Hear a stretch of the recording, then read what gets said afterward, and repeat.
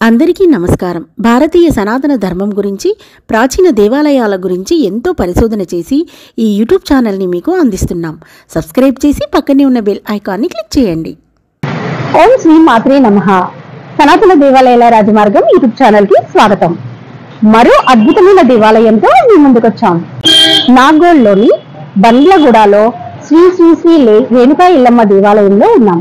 ఈ దేవాలయాన్ని ఎలా చేరుకోవాలి, ఈ దేవాలయం యొక్క ప్రాముఖ్యత ఏంటో తెలుసుకుందాం. గ్రామ దేవతల్లో అత్యంత ప్రత్యేకమైన స్థానం కలిగిన దేవత శ్రీ రేణుకా ఎల్లమ్మ తల్లి. ఈ అమ్మవారి మహిమలు కోకొల్లలు. పిలిచిన వెంటనే ఆడపడుచుల కోరికలు తీర్చే తల్లి. ఈ రేణుకా ఎల్లమ్మ తల్లి దేవాలయాన్ని ఎలా చేరుకోవాలో ఇప్పుడు మనం తెలుసుకుందాం. తెలంగాణలోని నాగోల్లో బండ్లగూడ ప్రాంతంలో ఈ దేవాలయం ఉంది.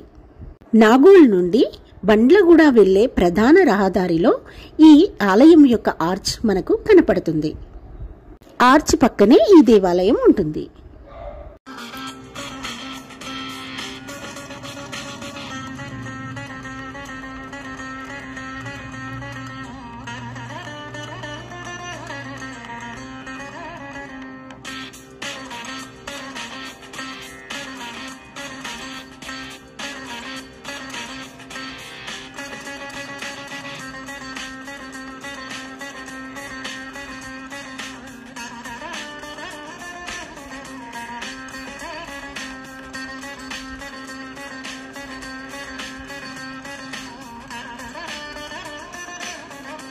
తెలంగాణ సంస్కృతిలో గ్రామ దేవతలకి ఒక ప్రత్యేకమైన స్థానం ఉంది.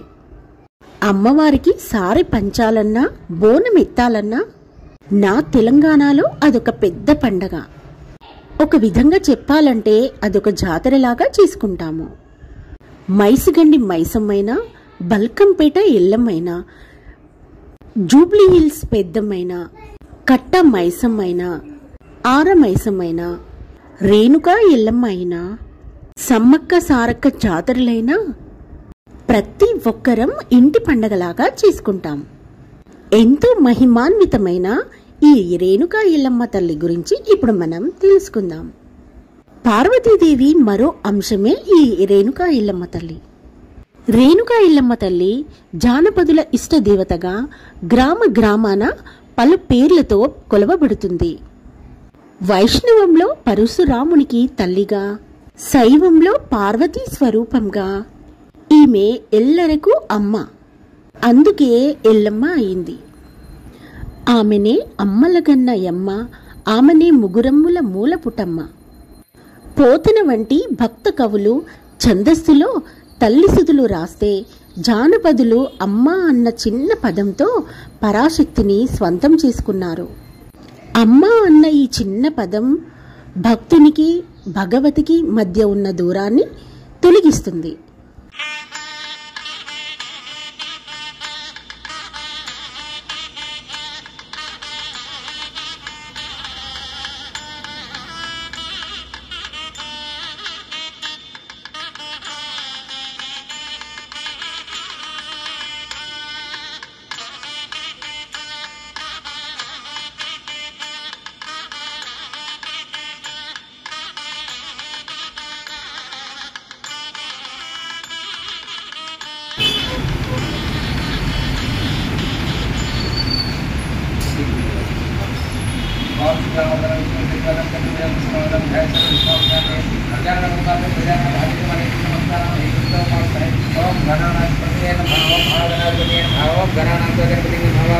कविं कवीनामुपवस्त्रमं ज्येष्ठराज ब्राह्मणां ब्राह्मणस्पत आनशृण्वन्नोतिभिः सीदसादनम् ओं महागणाधिपतये नमः।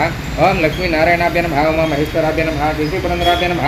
वाणी हिरण्यगर्भ्यां नमः। इन्द्रादष्टदिक्पालकदेवताभ्य नमः। आदित्यादिनवग्रहदेवताभ्य नमः। ग्रामदेवताभ्य नमः। क्षेत्रदेवताभ्यो नमः। ओं श्री गुरुभ्यो नमः। मी गुरुगारि ओं ग्रामदेवताभ्य नमः। क्षेत्रदेवताभ्य नमः। कुलदेवताभ्य नमः। अस्य मनस्य गोत्रोद्भवाय गोत्रोद्भवाय राजु नामदेस्य, श्रीदेवी नामदेस्य, सावित्राज नामदेस्य, साहित्य नामदेस्य, साई किरण राज नामदेस्य, किरण्य नामदेस्य, स कुटुंबानां क्षेम स्थैर्य विजय अभय आयु आरोग्य ऐश्वर्याभिवृद्ध्यर्थम् अष्ट ऐश्वर्य सिद्ध्यर्थं पुत्र पौत्राभिवृद्ध्यर्थं सकल देवता अनुग्रह करुणा कटाक्षिद्ध्यर्थं सकल ग्रह अनुकूलनार्थं सकल देवता षोडशोपचार पूजां च करिष्ये। ओम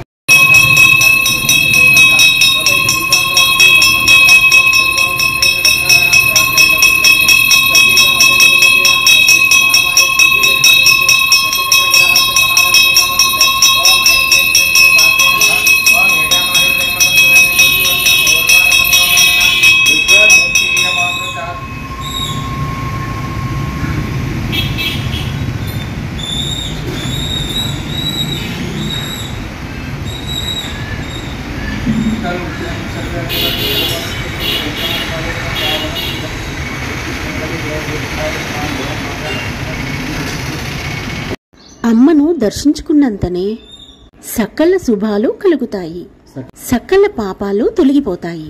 అలాంటి రేణుకా ఎల్లమ్మ తల్లిని మీకు కూడా దర్శించుకునే భాగ్యం కలగాలని నా ఈ చిన్న ప్రయత్నం.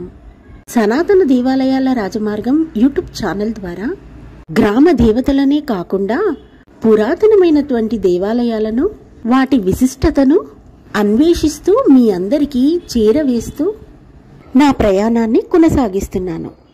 మీ అందరి ప్రోత్సాహంతో లైక్ ద్వారా, కామెంట్ ద్వారా నన్ను ప్రోత్సహిస్తారని మనస్ఫూర్తిగా కోరుకుంటున్నాను. మీకు తెలిసిన మరిన్ని దేవాలయాలు ఎక్కడ ఉన్నా కామెంట్ రూపంలో మాకు తెలియజేయండి. మేము ఆ వీడియోలను కూడా అందరికీ చూపిస్తాం. ఈ దేవాలయంలో ప్రతి అమావాస్యకి ప్రత్యంగరాదేవి హోమం జరపబడుతుంది. దగ్గరలో ఉన్న వాళ్ళు ఈ అవకాశాన్ని వినియోగించుకుంటారని తెలియజేస్తున్నాను. మంగళవారం, శుక్రవారం రోజుల్లో అమ్మవారికి విశేష పూజలు జరుపుతారు. ఇక్కడ ఆషాఢ మాసంలో బోనాలు సమర్పించుకుంటారు. శ్రావణ మాసంలో అమ్మవారికి ఒడెబియ్యం సమర్పించుకుంటారు.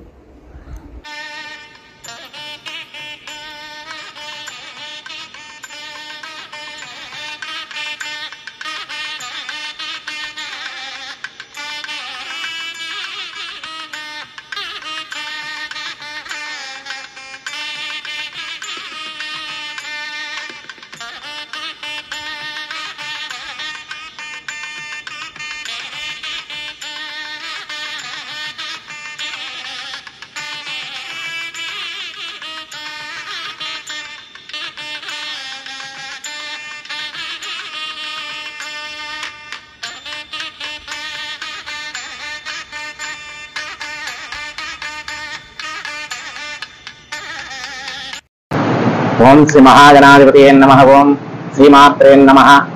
నేను ఈ దేవాలయంలో అర్చకునండి. వీరు మా చైర్మన్ గారు, ఈ దేవాలయానికి వ్యవస్థాపకులు. వారి మాటల్లో ఈ దేవాలయం యొక్క ప్రాముఖ్యతను విందాం.